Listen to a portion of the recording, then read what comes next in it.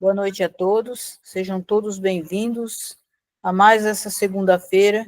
Nós estamos estudando o Livro dos Espíritos. Hoje, dia 9 de dezembro de 2024, nós daremos prosseguimento ao estudo das nossas questões. Hoje será a questão 257, e o estudo de hoje será dirigido pela Selma Rocha. Selma, fica com você. Boa noite, pessoal. Boa noite, meus irmãos.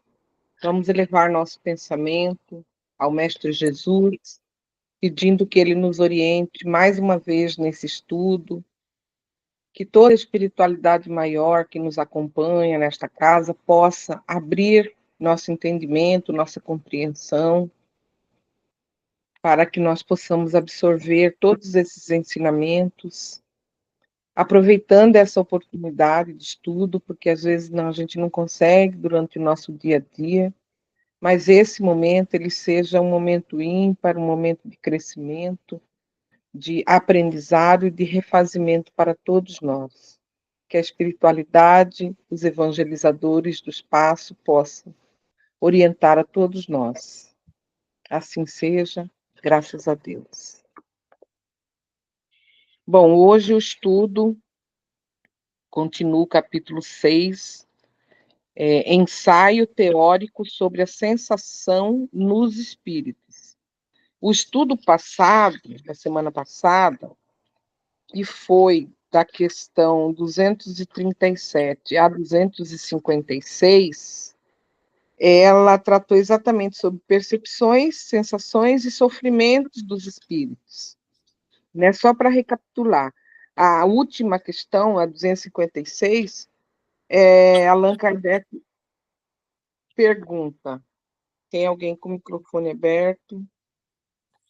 Allan Kardec pergunta, como é que alguns espíritos se queixam de sofrer de frio e calor? Né? E aí a resposta, lembrança do que tinham sofrido durante a vida, muitas vezes mais aflitiva que a realidade. A partir disso, esse tópico de hoje, do item 257, ele é mais uma dissertação de Kardec sobre o resultado da pesquisa que ele realizou com os vários espíritos que o ajudaram nesta obra. Então, sobre esse tema, sensação nos espíritos, ele traz algumas argumentações, pode-se dizer, com base no método de pesquisa que ele desenvolveu. Então, ele não está aqui afirmando só meramente por um conhecimento empírico, né? Não por uma conclusão empírica ou por uma conclusão até metafórica ou fenomenológica ou mística, né? Não, ele quis trazer essa etapa, essa dissertação, essas observações como fruto das pesquisas realmente do método que ele usava junto aos espíritos. Então ele fala assim, o corpo é o instrumento da dor, ele afirma, né? Se não é a causa primária, é pelo menos a causa imediata. A alma tem a percepção da dor. Essa percepção é o efeito. Então, o corpo físico neste planeta, ele é o instrumento por meio do qual a gente pode sentir dor ou sensações. O espírito, nosso espírito propriamente dito, ele não sente a dor. Ele tem uma percepção, é como se ele tivesse uma lembrança de algo que ele sofreu e que causa essa memória. Então, essa questão 257 é um resumo das pesquisas de Kardec sobre a sensação que os espíritos têm quando estão no plano espiritual. Ele continua, a lembrança que a alma conserva disso pode ser de muito sofrimento, mas não pode provocar ação física. De fato, nem o frio nem o calor podem desorganizar os tecidos da alma. ela não pode congelar-se nem queimar-se. Não vemos todos os dias a lembrança ou a preocupação que um mal físico produz, os efeitos desse mal, até mesmo ocasionar a morte? Todo mundo sabe que as pessoas que tiveram membros amputados sentem dor no membro que não existe mais. Certamente não é esse membro, não é nesse membro que está a sede ou o próprio ponto de partida da dor, mas no cérebro que conservou a impressão da dor. Pode-se admitir, portanto, que as reações semelhantes nos sofrimentos do espírito após a morte é como uma lembrança, uma ilusão de algo que esse perispírito ainda traz como uma marca. Um estudo mais aprofundado do perispírito, que desempenha um papel tão importante em todos os fenômenos espíritas, como nas aparições vaporosas ou tangíveis, como na circunstância porque o espírito passa no momento da morte, na ideia tão frequente de que ainda está vivo, no quadro tão comovente dos suicidas e dos que foram martirizados, nos que deixaram absorver pelos prazeres materiais e em tantos outros fatos, vieram lançar luz sobre a questão e deram lugar a uma explicação que passamos, né, a resumir aqui, segundo as palavras de Kardec. Então, essas indagações aqui, acima, que foi o que levou Kardec a pesquisar sobre a sensação, indagar os espíritos sobre a sensação no espírito e trazer esse resumo para a gente, né? Trazer essa explicação. Então, o perispírito, todo mundo sabe, é o laço que une o espírito à matéria. O espírito é quem o forma. Como que o espírito forma? Ele tira os elementos do meio ambiente, né, e do fluido universal. Então, a gente já sabe que o espírito ele vai materializar o seu corpo, né, físico, a sua vestimenta física ou o mais próximo possível do físico a partir do fluido universal do mundo em que ele está habitando naquele momento, do fluido. Então, aqui na Terra, a gente fala do fluido universal daqui do planeta. Cada mundo, cada espaço, cada ambiente tem o seu fluido. E é daí que o espírito tira essa quinta essência, também conhecida como quinta essência da matéria, porque ela é mais sutil, para formar, então, esse perispírito. Então, ele continua explicando. Ele é formado ao mesmo tempo de eletricidade, fluido magnético e até algumas quantidades de matéria inerte. Pode-se dizer que é a matéria puríssima, o princípio da vida orgânica, mas não da vida intelectual. Porque a vida intelectual está no espírito. É, além disso, o agente de sensações exteriores. Então, o perispírito, ele é formado a partir de elementos que estão dispostos naquele mundo onde o espírito está designado a reencarnar ou a viver, passar por uma experiência, né?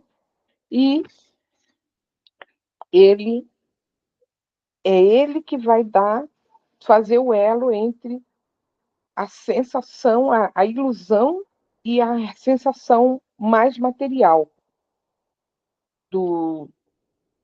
de dor ou de alegria, de frio ou de calor, né? Pode-se dizer que a matéria é puríssima, o princípio orgânico da vida, mas ainda não é a vida intelectual. É o que eles falam a quinta essência da matéria, né? O perispírito é mais sutil. Não não é ele que vai trazer para a gente a nossa inteligência, porque a inteligência, né, a capacidade intelectual, ela está no nosso espírito. O nosso perispírito, a gente sabe que está ligado célula a célula no nosso corpo físico e no espírito por meio dos chakras, por meio dos centros de forças, né? Pode-se dizer, a vida intelectual, então, ela está no espírito. É, além disso, o agente de sensações exteriores. No corpo, essas sensações se localizam nos órgãos próprios que servem de canais condutores. Mas, destruído o corpo, as sensações se tornam generalizadas. Então, quando nós estamos encarnados, nós estamos utilizando um perispírito e um corpo material para coexistir num ambiente, a gente registra essas sensações nos determinados pontos captadores, né? Então, como homem aqui, né, a gente tem os 5 sentidos, né, o tato, a visão, o paladar, a audição, a gente tem, né, o olfato, né? Ou então, quando a gente sente uma dor, a gente sente a dor localizada, a gente consegue falar onde está essa dor, né? Se é no braço, na perna, no estômago, na cabeça. Quando é só no espírito, então isso é só uma recordação. Aí ela está generalizada. É por isso que muitas vezes o espírito que está desencarnado, quando ele se manifesta, ele fala: dói, dói tudo, dói minha perna, dói isso, dói aquilo, porque ele está com aquela sensação, aquela ideia de dor, né? E quanto mais ligado à vida material, então maior vai ser essa capacidade dessa ilusão para ele, né? Essa ilusão fica mais forte. Então ele, por isso que muitas vezes fala, ai, minha cabeça, que é onde ele, sei lá, morreu por um problema na cabeça, um tiro, um aneurisma, uma queda, um AVC, né? Porque quanto mais ligado aqui ao material, mais então ele vai trazer essa sensação como uma sensação real, né? Mas Kardec fala, destruído o corpo físico, as sensações se tornam generalizadas. É por isso que o espírito não diz sofrer mais da cabeça ou mais do pé. É preciso precaução para não confundir as sensações do perispírito, que se tornou independente, com as do corpo. Podemos tomar essas sensações apenas como uma comparação, não como uma analogia. Porque liberto do corpo, o espírito ele pode sofrer, mas esse sofrimento não é corporal, embora não seja exclusivamente moral também, como remorso, né, como tristeza, porque cada espírito vai manifestar uma dor ou uma sensação de acordo com o que está registrado em sua memória. Por isso que às vezes ele se queixa de frio, de calor, de escuro, né, de fome, tem espírito que tem sede, né? Apesar disso, não sofre mais no inverno que no verão. Nós o temos visto atravessar as chamas sem sofrer nada, nenhuma dor. O fogo não lhe causa nenhuma impressão. Então, ele, durante o seu estudo e essa vivência, aplicando esse método de pesquisa, ele relata aqui, né, que ele visualizou, vivenciou, ele, né, a pesquisa comprovou, mostrou, ele pôde, né, identificar isso realmente durante a pesquisa, né? A dor que sente não é física propriamente, é um vago sentimento íntimo que o próprio espírito nem sempre entende. Precisamente porque a dor não está localizada e não é produzida por agentes externos. É mais uma lembrança do que uma realidade. Mas é uma recordação dolorosa. Há, entretanto, algumas vezes, mais que uma lembrança, como iremos ver. Então, por que ele fala isso? Porque durante o desenlace, né, do corpo, depois que o espírito, que o ser, né, a pessoa desencarna, ela passa por um período de acomodação, né, de transição desse plano físico para o plano espiritual. E durante como comumente às vezes é falado, esse período de perturbação, né, que o espírito fica ali naquele estado de torpor ainda. Então, durante esse período, entre aspas, né, de perturbação, o perispírito pode manter essa sensação, porque o perispírito ele vai se desprendendo lentamente do corpo, né? Na grande maioria, sim. Existe todo um processo preparatório para o desencarne. Então, eles vão desligando, né? A espiritualidade acompanha, vai fazendo desligamento por etapa. Então, esse tempo, mesmo que a pessoa já morta, né? Já ali confirmadamente morta, mas o perispírito ainda está no processo de desligamento, que é esse período de memória, período de perturbação que ele passa, né? Então, por isso que ele fala que a experiência nos ensina que no momento da morte o perispírito se desprende mais ou menos lentamente do corpo. Nos primeiros instantes seguidos ao desencarne, o espírito não entende a sua situação.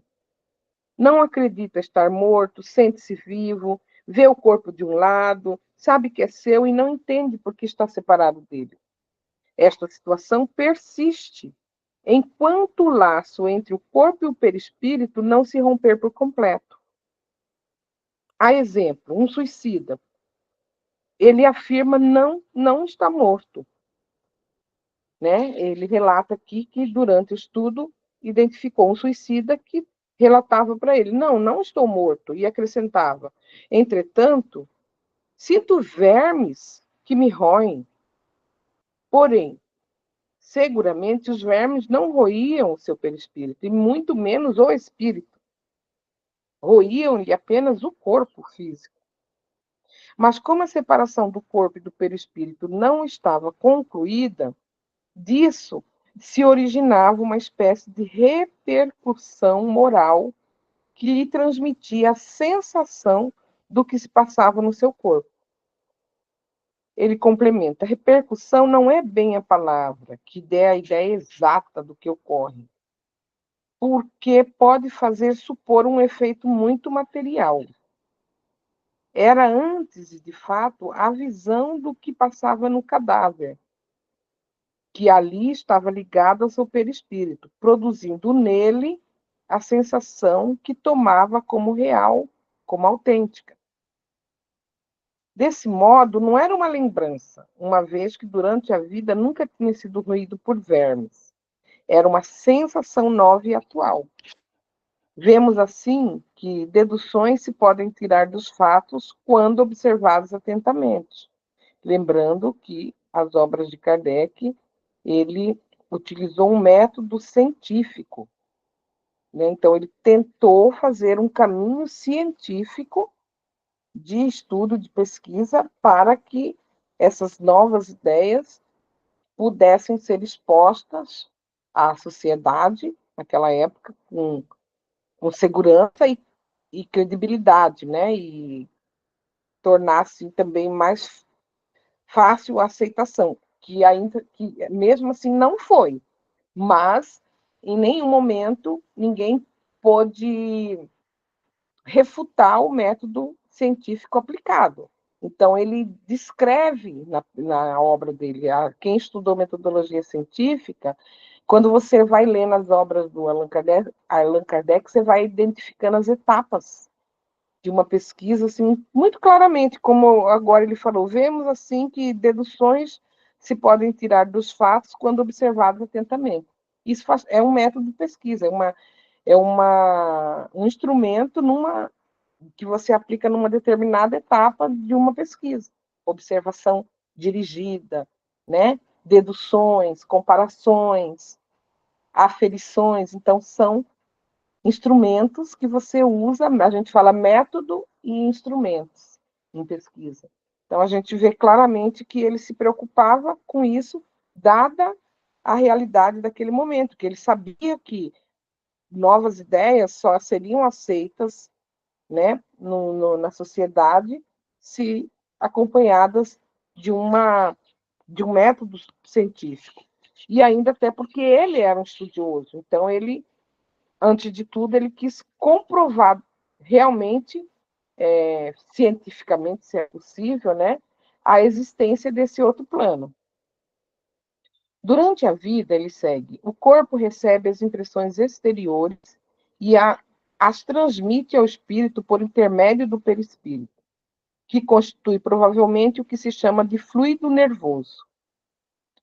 Estando o corpo morto, não sente mais nada, porque já não possui mais espírito, nem perispírito.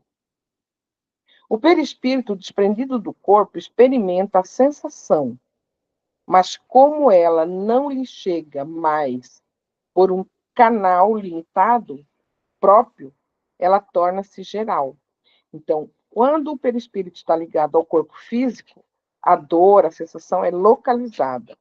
Quando o perispírito já está desprendido do corpo físico, a dor ou a sensação, seja ela boa ou não, se torna generalizada.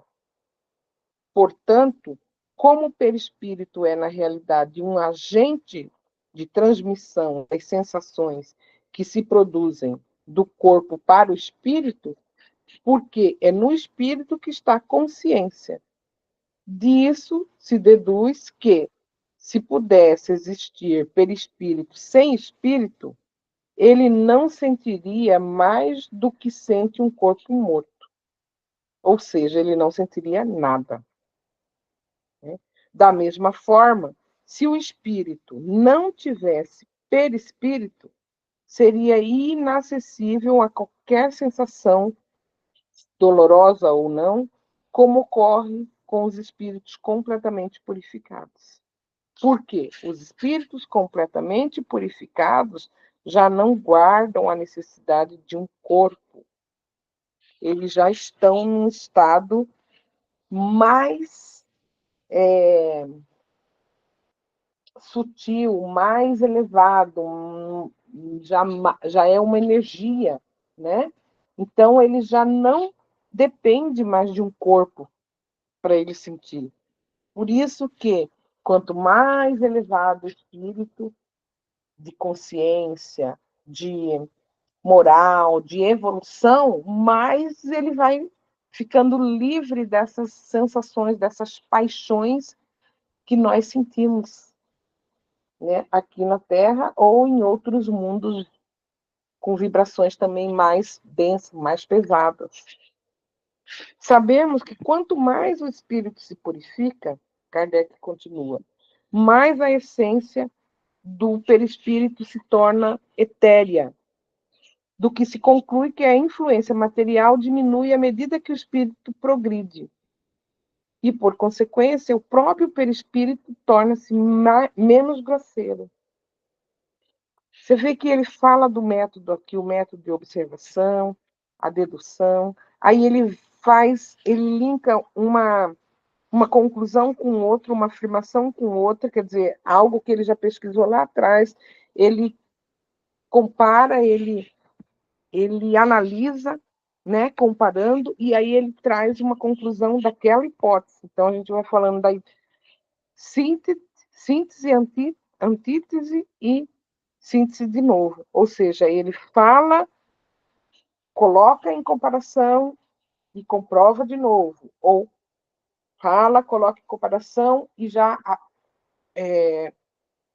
apresenta uma outra verdade para aquela situação. Isso é um método de pesquisa, né? Mas dirão as sensações agradáveis. São transmitidas ao espírito por meio do perispírito. Ele continua.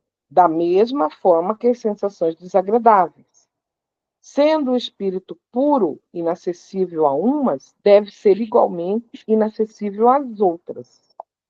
Sim, sem dúvida, assim é, de fato, para as sensações que provêm unicamente da influência da matéria que conhecemos. Por exemplo, o som de nossos instrumentos e o perfume de nossas flores não lhes causam nenhuma impressão nos espíritos altamente evoluídos, né? Ele está explicando. Porém, o espírito tem sensações íntimas de um encanto indefinível, das quais não podemos fazer nenhuma ideia, por sermos, a esse respeito, como cegos de nascença perante a luz. Sabemos que, para essa pleiade, né, de espíritos já elevadíssimos, elas existem, mas por que meio se produzem, nós não sabemos. Termina aí a nossa ciência. Então, ele foi até um ponto. Além disso, ele não conseguia mais. Por quê? Porque ele relata que os próprios espíritos não tinha nem mais vocabulário para traduzir, para explicar para ele certas coisas do plano espiritual. Né? Sabemos que o espírito tem sensação, tem percepção, sensação, audição, visão, que essas faculdades são generalizadas por todo o ser, e não como no homem, só em uma parte do seu ser. Mas de que modo ele as tem é o que não sabemos. Os próprios espíritos não podem nos dar ideia precisa, porque a nossa linguagem não pode exprimir ideias que não conhecemos.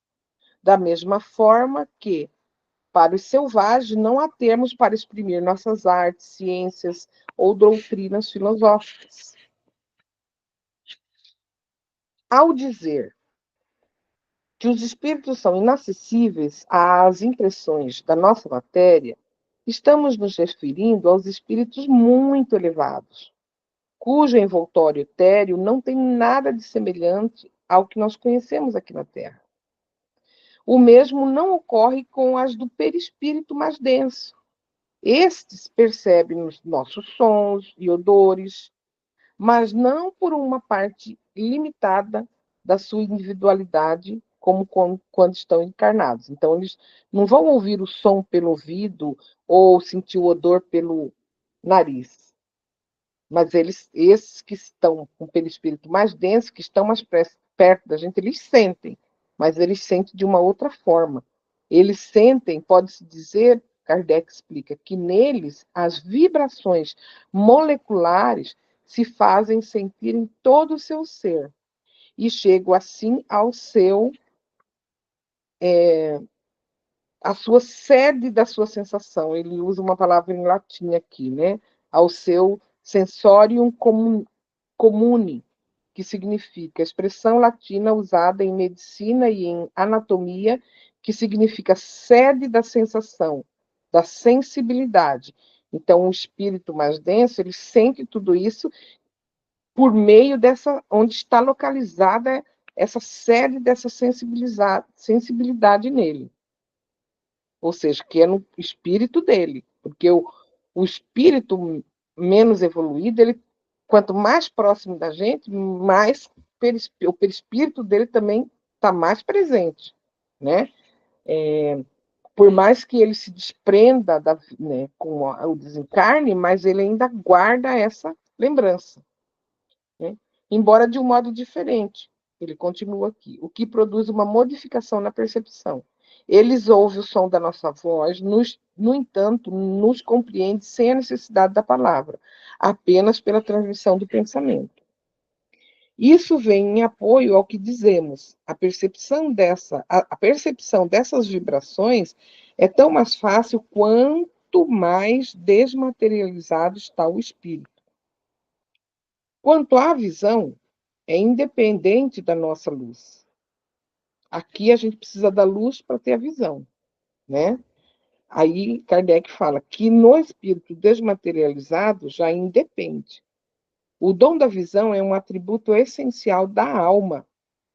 Para ela não há obscuridade, mas é mais ampla e penetrante para os que estão mais purificados. A alma ou espírito tem nela mesma, todos os dons e recursos de todas as percepções. Na vida corpórea, são limitados pela grosseria dos órgãos físicos. Na vida extracorpórea, são cada vez menos limitados, à medida que menos denso se torna o envoltório semimaterial. Isso Kardec traz em muitas obras. André Luiz, né, trata disso muito claramente, de uma forma bem didática nas suas obras, né, que é a sensação, como que vai se comportando no plano espiritual. Né? Então, quanto mais o espírito vai desenvolvendo a sua inteligência sobre essa outra vida, mais rapidamente ele consegue desenvolver as habilidades de viver ali, né? Esse envoltório, Kardec continua, é o perispírito. Tirado do meio ambiente, então com a energia do local onde a gente está, varia de acordo com a natureza dos mundos. Ao passar de um mundo para outro, os espíritos mudam o envoltório, exatamente como nós fazemos quando nós passamos do inverno para o verão, né? Ou quando a gente muda de uma cidade para outra, dependendo da situação do clima, ou quando a gente vai para um trabalho, para uma festa, a gente vai se ajustando a essa nova situação. Assim também o espírito vai mudando esse envoltório. Quando espíritos mais elevados, quando eles vêm nos visitar, eles precisam se revestir do perispírito terrestre. E assim suas percepções são como as dos espíritos do lugar onde estão.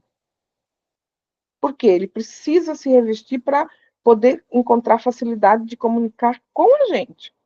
Não é por ele, mas é por nós. Porém, todos, tanto inferiores quanto superiores, apenas ouvem ou sentem o que querem ouvir ou sentir, tendo em vista que não possuem órgãos sensitivos para tornar à vontade suas percepções ativas ou nulas.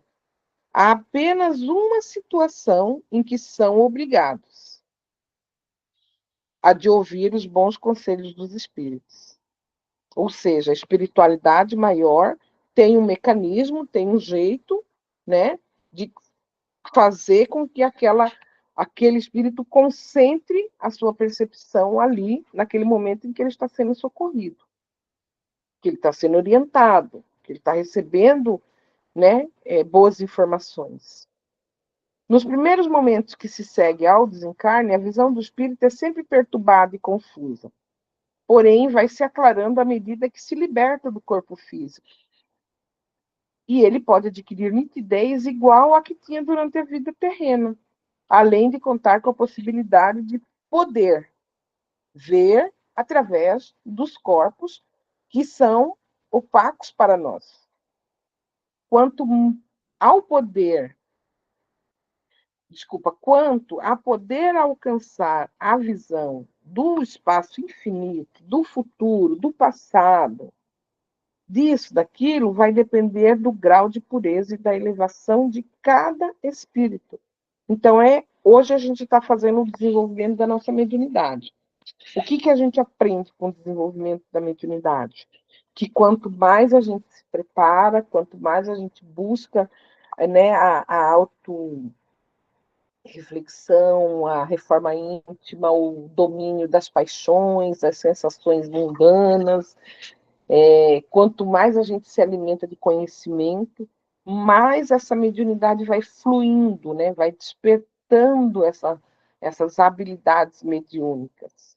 Então, eu gosto muito de fazer essa comparação para eu entender, né? Como seria no plano espiritual. Então, quanto mais a gente procura se evoluir moralmente, aprender e apreender esses conhecimentos que a gente aprende. Agora, se a gente consegue guardar e praticar, é outro 500, né? Que é isso que a gente tem que buscar todo dia. Quanto mais a gente aprende isso e vai colocando em prática tudo isso que a gente aprende, mais o nosso espírito, né, a nossa essência também vai se evoluindo. Kardec continua, toda essa teoria, alegarão alguns, não é nada tranquilizadora. Pensávamos que, uma vez livre do corpo, instrumento das nossas dores, não sofreríamos mais. Agora, nos dizeis que ainda sofreremos? Quer dizer, agora você vem aqui e fala que ainda nós vamos sofrer desta ou daquela forma, mas que será sempre sofrimento? Ah, sim, podemos ainda sofrer muito por um longo tempo, mas podemos também parar de sofrer, já desde o instante em que deixamos a vida corporal. É o que a gente busca, né? A paz de consciência. É isso que a gente tem que buscar. Toda essa teoria, todo esse arcabouço de conhecimento que os espíritos vêm trazendo para a gente, é justamente para a gente ir aprofundando o conhecimento e melhorando isso, né, esse entendimento da gente. Os sofrimentos aqui da Terra, algumas vezes, independem de nós, mas muitos são as consequências da nossa vontade, ou de coisa que a gente praticou aqui, ou coisa que a gente praticou na outra encarnação, mas que a gente está aqui passando como uma contraprova, né? Uma segunda chance para fazermos melhor. E se buscarmos as origens, constataremos que, em sua maior parte, resultam de causas que poderíamos evitar. Então, aqui, nesta vida, muita coisa a gente vivencia e passa ainda por atribulações, sofrimento, pelo modo de vida que nós estamos levando aqui mesmo, pelo nosso jeito de ser ainda, pelas nossas, né, mazelas, nossos pontos negativos. Né? Assim, eu estou colhendo porque eu plantei de outra vida, eu estou resgatando, isso pode ser karma. Não, às vezes é fruto aqui mesmo da gente. Quantos males, quantas enfermidades o homem não deve aos seus excessos, à sua ambição, às suas paixões? O homem que sempre tivesse vivido sobriamente, que não tivesse cometido abuso, que sempre tivesse sido simples em seus gostos, modesto em seus desejos, se poupariam de muitos sofrimentos. O mesmo acontece com o espírito. As angústias que enfrenta são a consequência da maneira como viveu na Terra. Sem dúvida, não terá mais artrite nem reumatismo, quando já liberto do corpo físico, mas terá outros sofrimentos que não são menores. Temos visto que os sofrimentos que sente são causados pelos laços que ainda existem entre ele e a matéria. E quanto mais se desmaterializa, menos tem sensações dolorosas. Portanto, depende do homem querer libertar-se dessa influência já em vida. Tem seu livre-arbítrio e, consequentemente, a escolha entre o que fazer e o que não fazer. E ele traz para a gente, então, Kardec, nesse ensaio, como ele chama aqui, né, o ensaio teórico sobre a sensação do espírito, ele traz já um caminho, uma receita.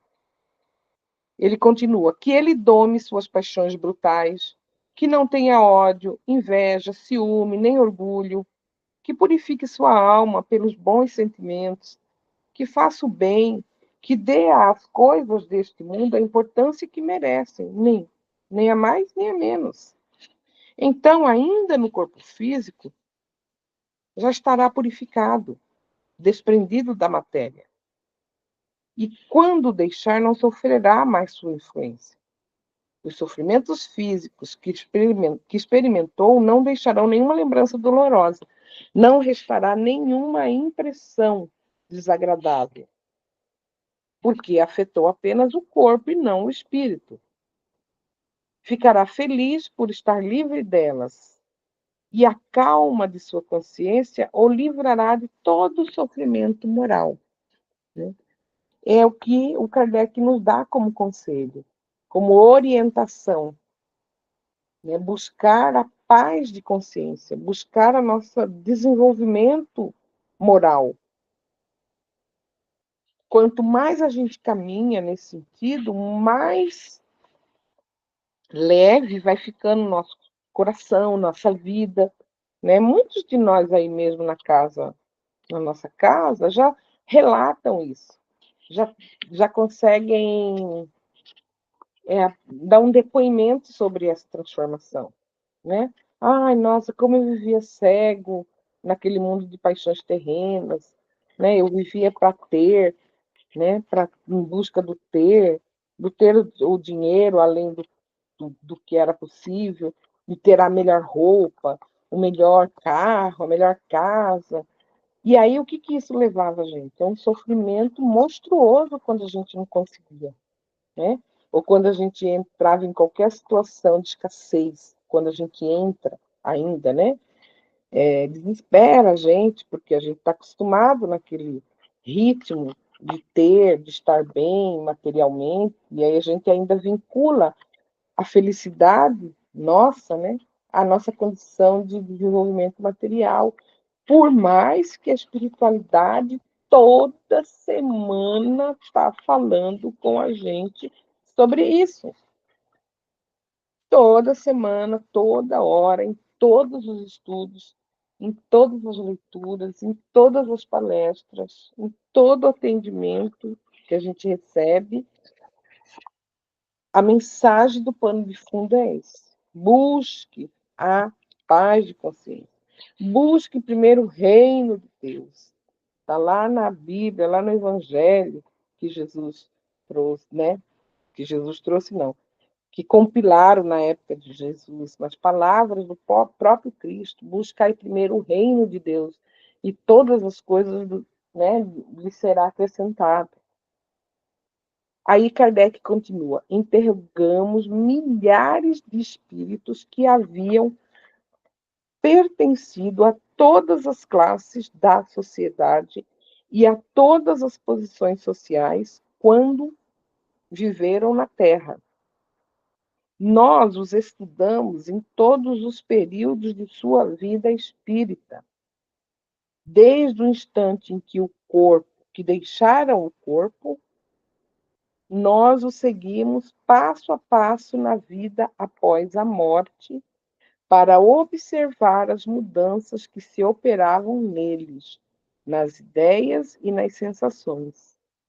E, sob esse aspecto, os homens mais simples foram os que nos forneceram materiais de estudos mais preciosos, porque notamos sempre que os sofrimentos estão relacionados à conduta que tiveram na vida corpórea, da qual sofrem as consequências.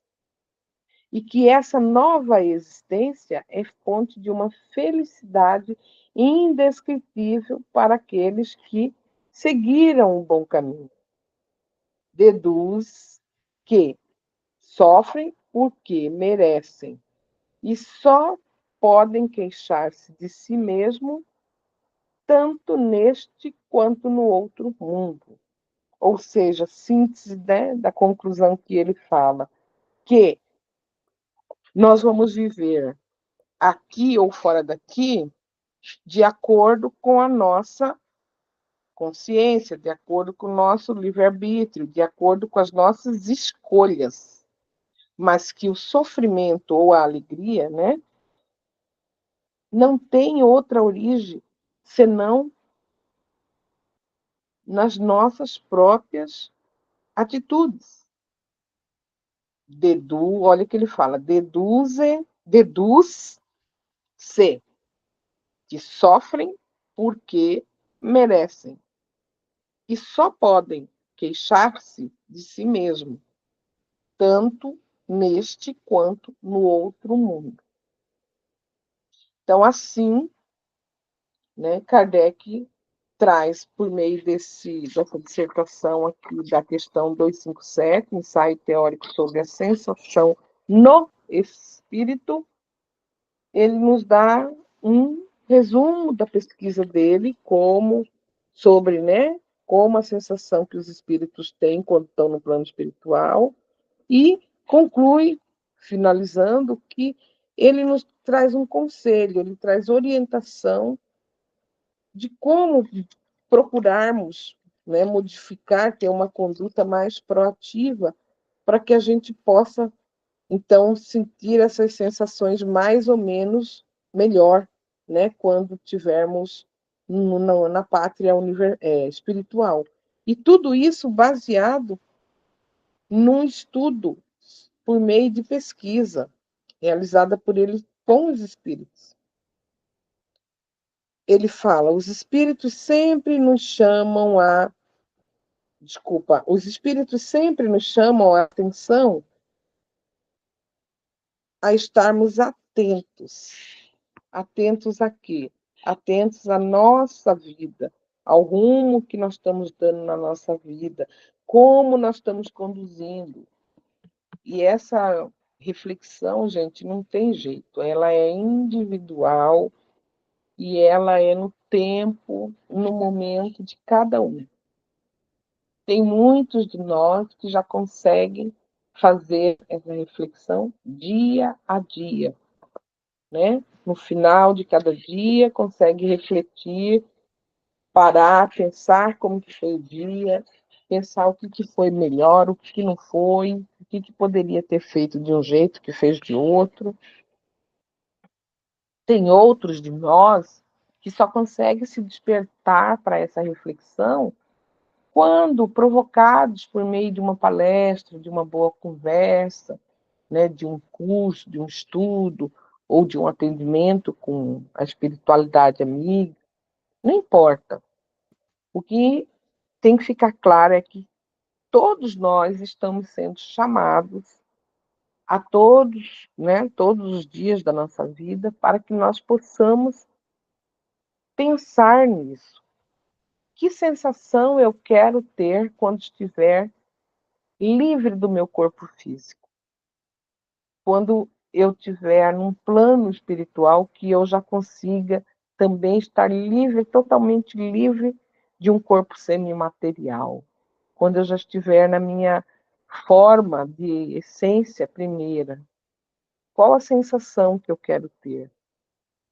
São as escolhas, né? É como se fosse planejamento estratégico. Ele fala de missão, visão e valores.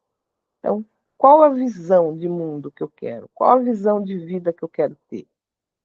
Como que eu quero ser reconhecido daqui a tantos anos?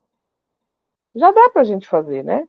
Já passamos dos 50, já estamos na cadeia 200, quer dizer, quanto mais cedo a gente aprende isso, claro, mais cedo a gente coloca em prática. Mas, se nós estamos aprendendo agora, então vamos começar a colocar em prática agora. Então, qual a visão de futuro que eu quero para mim? Partindo daquela ideia que só existe, de fato, o momento agora, né? Então, eu preciso fazer agora. Então, preciso melhorar, preciso, né, procurar amadurecer moralmente. E isso a gente fala com muita propriedade, né, para mim mesma, primeiro, porque eu acho que o estudo, seja de qual obra for, é antes para a gente, né? Porque quando a gente lê uma coisa dessa, a gente põe muita coisa da vida da gente na balança, né? E as mensagens de Kardec que estão aqui colocadas para todos nós, para todos vocês. Então, assim, eu encerro o estudo de hoje, coloco à disposição, quem quiser fazer alguma complementação, ajudar aí na reflexão, ok? Obrigada, Selma. Vou encerrar a gravação, aí o pessoal fica à vontade.